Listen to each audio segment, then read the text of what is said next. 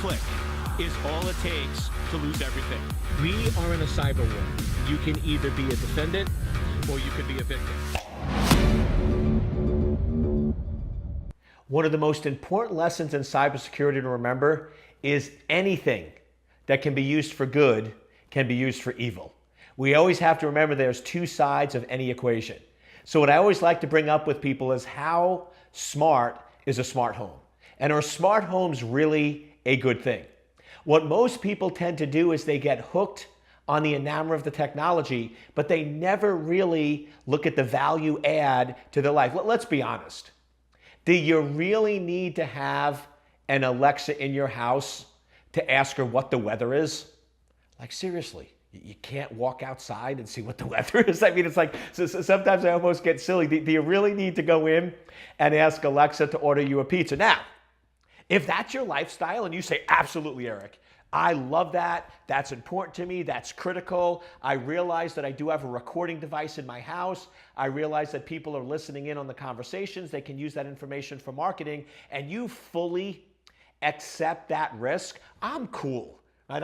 I'm totally in sync with you, and that's awesome.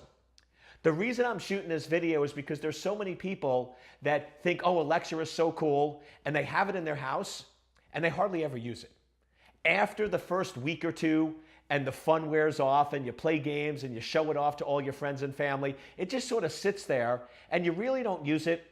You're really not getting value out of it, but it's spying on you, it's listening to you, and it's using that to do target marketing. That's the person I'm making this video for.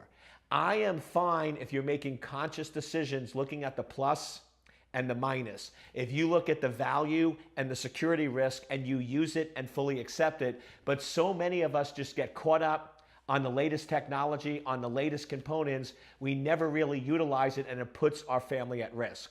What I'm all about is least privilege. Always do the least amount of things you need in order to live your life and get your job done. If you can survive without an Alexa, do it.